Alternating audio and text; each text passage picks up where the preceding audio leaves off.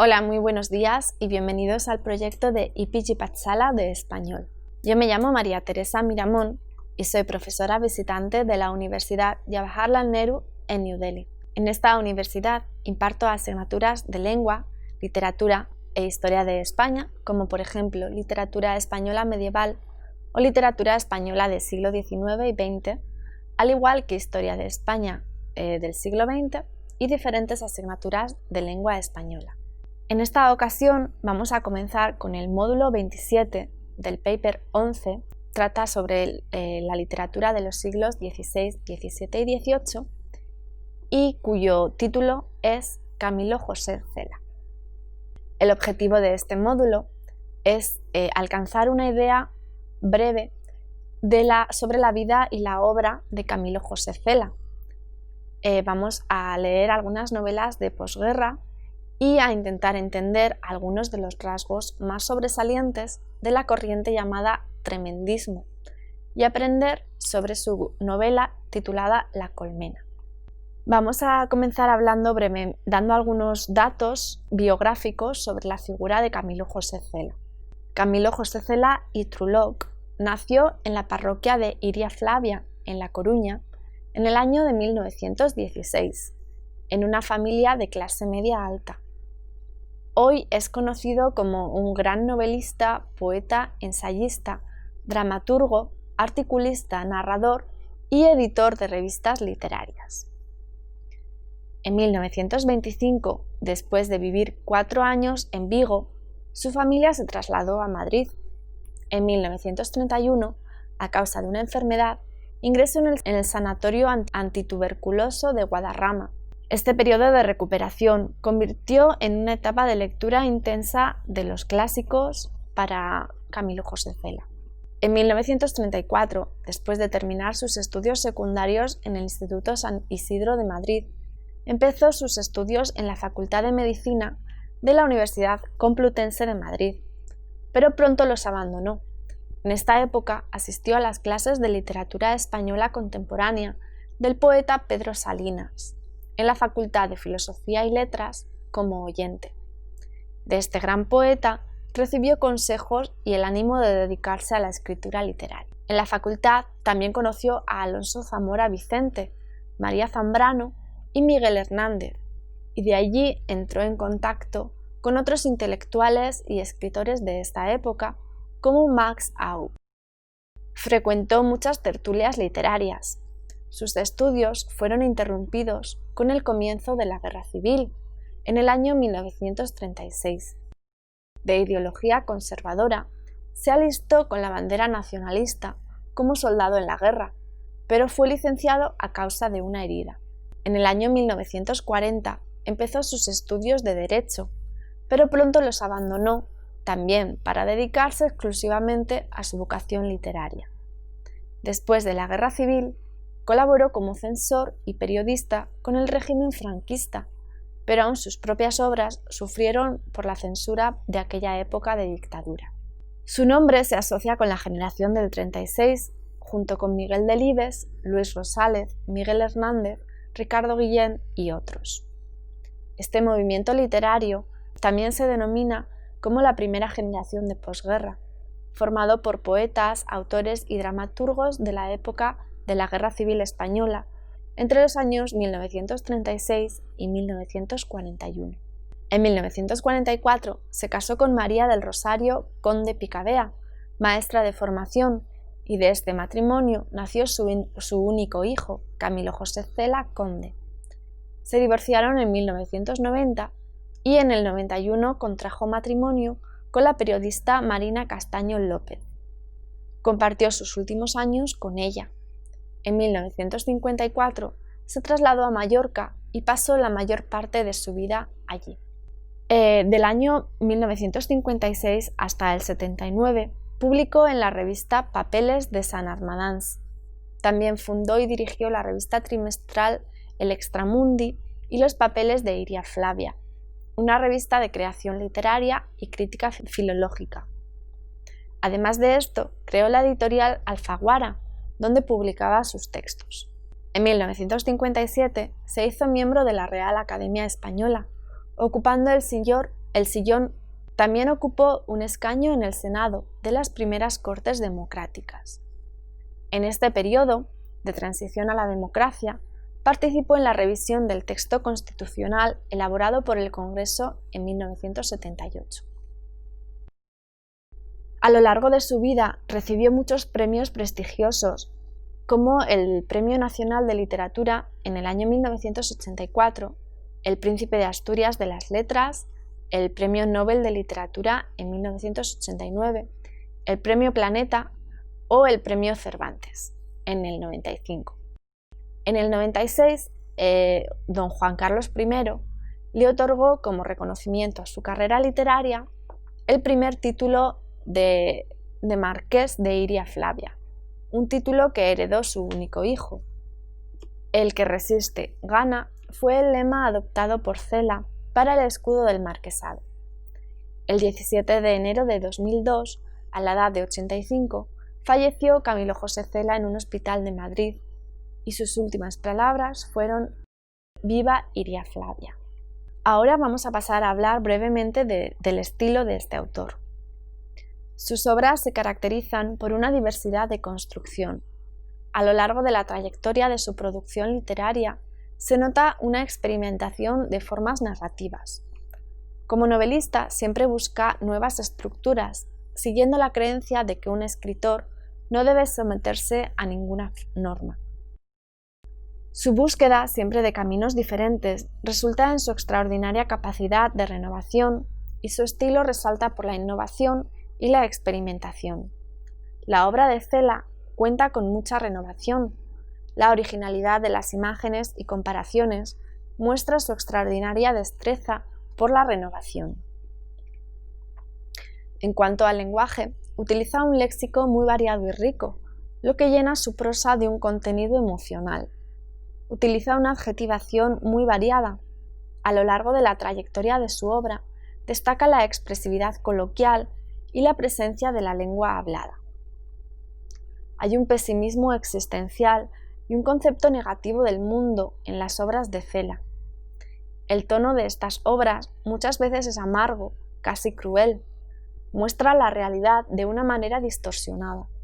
Retrata lo ruin y lo patético de los seres humanos, dibujando una imagen desoladora del mundo. Su producción literaria es muy variada y extensa. Incluye obras poéticas, novelas cortas, libros de viajes, apuntes carpetobetónicos, cuentos, fábulas, libros de memorias y numerosos ensayos y artículos. De todos estos sobresalen sus novelas largas. Uno de los rasgos que definen sus obras son la dureza amarga, el humor desgarrado, la franca obscenidad, el tono lírico, el horror, los experimentos más audaces, sobre todo en sus últimos libros, un léxico escatológico y el retrato de la desolación y la realidad de España de la posguerra. Esto es un ejemplo del tremendismo, del que vamos a pasar a hablar a continuación. Con la publicación de La familia de Pascual Duarte, Cela inauguró la técnica narrativa conocida como el tremendismo. Se caracteriza esta técnica narrativa por presentar la realidad de una manera especial por su crudeza y su dureza, tanto en el desarrollo de la trama como en el retrato de los personajes y el uso del lenguaje. Cuenta con un pesimismo radical, recurriendo a una imagen distorsionada del mundo. Retrata lo monstruoso y deforme. Aquí se ve una recurrencia de situaciones violentas. Se trata de seres marginados y angustiados, muchas veces con defectos físicos o psíquicos, o personajes casi monstruosos. El lenguaje es desgarrado, agresivo y muy duro. Es una tendencia a enfatizar la violencia y la imaginaria grotesca. Se ve la realidad de manera exagerada y extremista, es decir, con una agria visión de la realidad. La obra tiene una dimensión trágica, mostrando lo más horrendo y atroz de la vida. Es una reflexión de la condición social y política de aquella época de posguerra, cuando España estaba hundida en la miseria. Retrata la desolación prevaleciente. Es una visión pesimista de la vida, caracterizada por el fatalismo.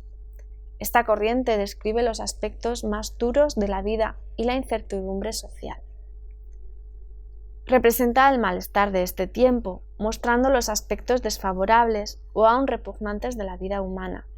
La acción tiene lugar en un ámbito sórdido y lúgubre. Esta tendencia no se limita a la narrativa, sino que existe en la poesía y el teatro de esta época también. Este movimiento tremendista surgió en los 40 y duró hasta principios de los 50. Así pues, vamos a comenzar a hablar brevemente sobre sus obras. Y vamos a comenzar con la familia de Pascual Duarte. Esta es la obra que le trajo la fama. Publicada en el año 1942, el libro fue inmediatamente enfrentado a una censura dura por la Iglesia. Fue su primera obra en prosa.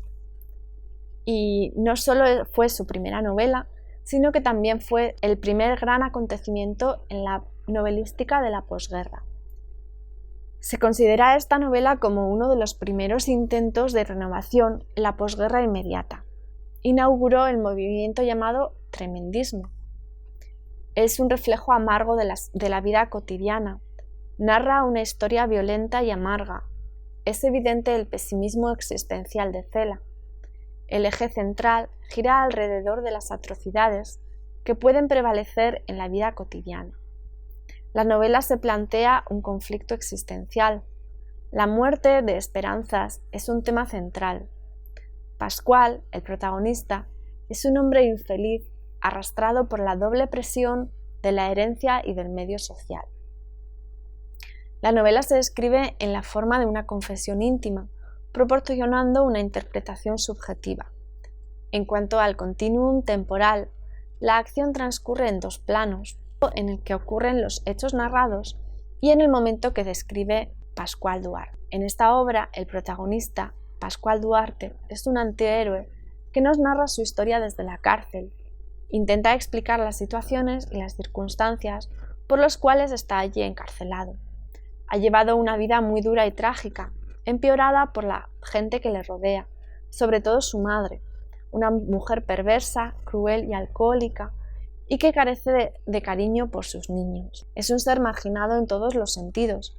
Su vida ha pasado hundida en un entorno opresivo y destituida. En el siguiente fragmento de la novela, en el que el narrador habla de su hermano, se puede ver claramente estos rasgos del tremendismo y la vida trágica que le tocó vivir al protagonista. Me acuerdo que un día, era un domingo, en una de esas temblequeras que tanto espanto llevaba y tanta rabia dentro, que en su vida le dio por atacar, Dios sabría por qué, al señor Rafael, que en casa estaba porque desde la muerte de mi padre, por ella entraba y salía como por terreno conquistado. No se le ocurriera peor cosa al pobre que morderle en una pierna al viejo, y nunca lo hubiera hecho, porque éste con la otra pierna le arreó tal patada en una de las cicatrices que lo dejó como muerto y sin sentido, manándole una huilla que me dio por pensar que agotara la sangre. El vejete se reía como si hubiera hecho una hazaña, y tal odio le tomé desde aquel día que por mi gloria le juro que de no habérselo llevado Dios de mis alcances, me lo hubiera endiñado en cuanto hubiera tenido ocasión para ello. La criatura se quedó tirada todo lo larga que era, y mi madre, le aseguro que me asusté en aquel momento que la vi tan ruin, no lo cogía y se reía haciéndole el coro al señor Rafael. A mí, bien lo sabe Dios, no me faltaron voluntades para levantarlo, pero preferí no hacerlo. Si el señor Rafael en el momento me hubiera llamado blando, por Dios que lo machaco delante de mi madre. Me marché hasta las casas por tratar de olvidar. En el camino me encontré a mi hermana, que por entonces andaba por el pueblo. Le conté lo que pasó y tal odio hube de ver en sus ojos que me dio por cavilar en que había de ser mal enemigo. Me acordé, no sé por qué sería, del estirao y me reía de pensar que alguna vez mi hermana pudiera ponerle aquellos ojos. Cuando volvimos hasta la casa, pasadas 2 horas largas del suceso, el señor Rafael se despedía.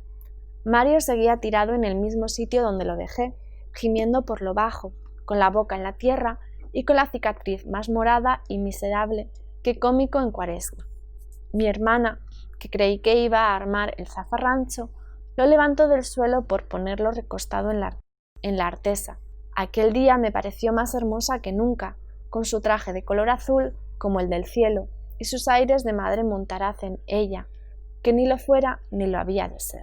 Cuando el señor Rafael acabó por marcharse, mi madre recogió a Mario, lo acunó en el regazo y le estuvo lamiendo la herida durante toda la noche, como una perra parida a los cachorros. El chiquillo se dejaba querer y sonreía. Se quedó dormidito y en sus labios quedaba aún la señal de que había sonreído. Fue aquella noche, seguramente, la única vez en su vida que le vi sonreír. Aquí termina el fragmento que hemos utilizado para hablar del tremendismo en la obra de Pascual Duarte. Y así se puede ver que reside en una atmósfera de violencia y crueldad. La fatalidad le persigue.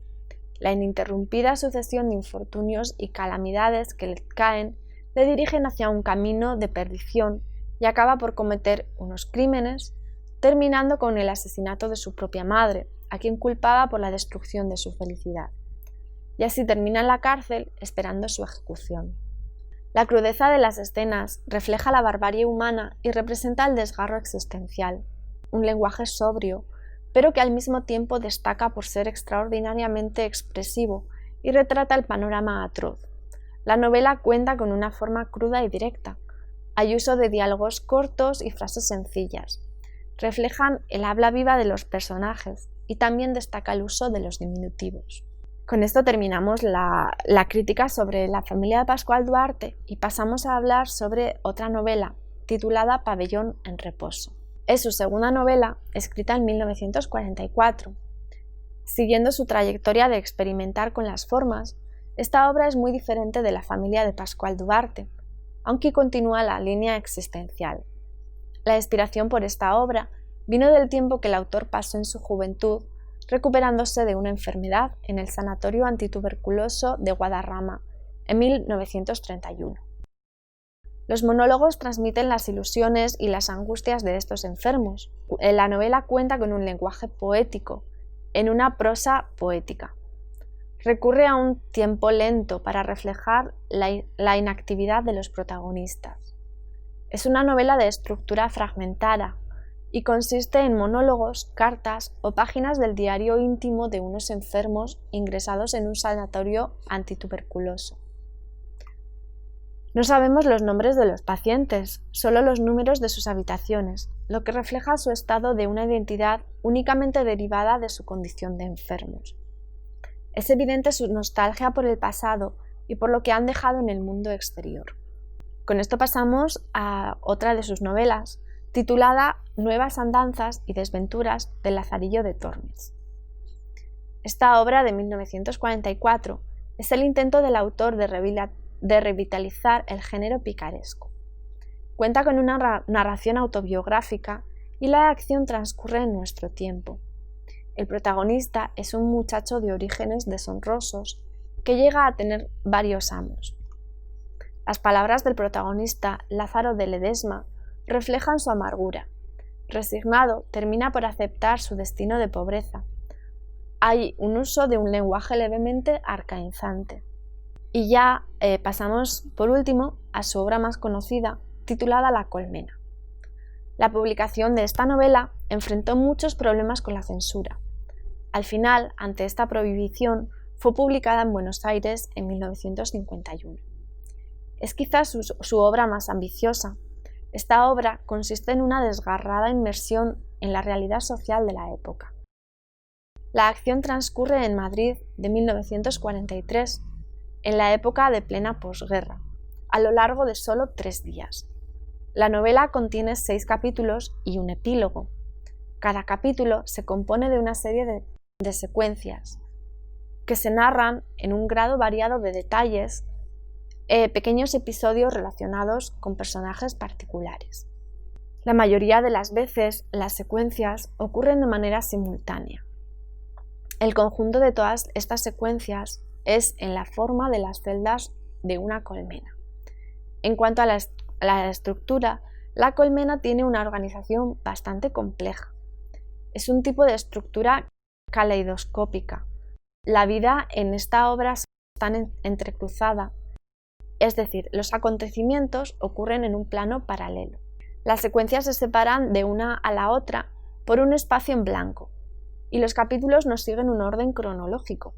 El capítulo 1 abarca el primer día por la tarde, el capítulo 2 abarca el primer día al anochecer, el tercero el segundo día por la tarde, el capítulo 4 el primer día por la noche, enlazado con el capítulo 2, el capítulo 5 el segundo día de la tarde y noche, enlazando a su vez con el capítulo 3, el capítulo 6 representa el amanecer del segundo día y el final cuenta las secuencias de una mañana 3 o 4 días después. La estructura compleja provoca la impresión de laberinto o caos humano. La confusión se corresponde a la vida de una ciudad desordenada. El lenguaje a lo largo de la obra es una combinación de lo culto y lo popular. La voz narrativa habla a un nivel lingüístico, culto, mientras que los diálogos y los monólogos de los personajes utilizan un lenguaje coloquial. Son los diálogos de los personajes de los que podemos sacar la caracterización de estos. Su manera de hablar, el tono, el léxico y la fraseología revelan sus intenciones, su crueldad o su hipocresía o ternura. También son muy comunes las reflexiones del autor mismo sobre los comportamientos de los personajes o sobre la vida en general. La presencia del autor prevalece en la obra. La voz del autor pone en uso una variedad de tonos que incluye la frase brutal, la ironía devastadora, la reflexión apesadumbrada y el lirismo. De esta manera, las secuencias de todas estas vidas se unen para representar un vivir colectivo. Este vivir colectivo está reforzado por el hecho de que el autor va estableciendo múltiples relaciones entre los personajes. El entrecruzamiento de los personajes lleva a la unidad y cuenta con un protagonista colectivo. Hay una gran variedad de personajes, pero por lo general son gentes mediocres, dadas a una baja talla moral. Cada uno de los personajes que juntos forman un protagonista colectivo están interrelacionados. Cada personaje, a su vez, no se pone en contacto con otros, y así va tejiendo todas las vidas de un colectivo. Esta obra no tiene ni un argumento sólido, ni un final concreto, ni un desenlace, y mejor dicho, es una novela abierta. La obra queda sin conclusión, invocando a la incertidumbre que rige la vida. Muchas veces aún no hay un escenario concreto, sino que son los personajes quienes actúan como portadores de ambiente. Es evidente la falta de un escenario concreto en el siguiente fragmento del último capítulo de la novela. Vamos a leer una pequeña parte del fragmento. Se titula La mañana. Entre sueños, Martín oye la vida de la ciudad despierta. Se está a gusto escuchando, desde debajo de las sábanas, con una mujer viva al lado, viva y desnuda, los ruidos de la ciudad, su alborotador latido, los carros de los traperos que bajan de Fuencarral y de Chamartín, que suben de las ventas y de las injurias, que vienen desde el triste, desolado paisaje del cementerio y que pasaron, caminando desde ya varias horas bajo el frío, al lento entristecido remolque de un flaco caballo, de un burro gris y como preocupado. El fragmento sigue describiendo la vida de una mañana de la ciudad, y si queréis, el estudiante puede leer el fragmento completo en el módulo número 27 del paper 11. Finalizar de hablar sobre La colmena diciendo que esta obra es una reflexión sobre la áspera y dolorosa vida cotidiana. El tema central es la incertidumbre de los destinos humanos. El hambre, la pobreza, el dinero, el sexo, la desesperanza, alienación y la impotencia son también temas recurrentes. La colmena ha desempeñado un papel innovador en cuanto a la influencia sobre las novelas de los 50. Y por último, vamos a pasar a hablar de otras obras del autor. Mr. Caldwell habla con su hijo, de 1953, es otra de estas novelas. Se escribe en forma de una confesión íntima. Es un soliloquio en forma de un aparente diálogo. La protagonista escribe desesperadas cartas cuyo destinatario es su hijo muerto. Cela también escribió otras obras como Tobogán de hambrientos en el 62 o San Camilo en el 36, San Camilo en 1936 del año 69 u Oficio de tinieblas 5 del año 73. Otra de sus obras fue Mazurca para dos muertos, que fue Premio Nacional de Narrativa, o Cristo versus Arizona y La Cruz de San Andrés, dos obras la última de ellas fue la ganadora del Premio Planeta en el 94. Entre sus artículos y ensayos, los más famosos son Mis páginas preferidas. Otros muchos artículos fueron muy conocidos. Logró escandalizar a mucha gente con su obra Diccionario secreto, escrita del 69 al 71. Un diccionario de los orígenes, el uso y los significados de palabras consideradas como argots o tabús. Con esto damos por finalizado el capítulo sobre Camilo José Cela. Y si el estudiante quiere saber más, puede acudir a la sección No More y puede también leer el archivo PDF. Muchas gracias por habernos escuchado.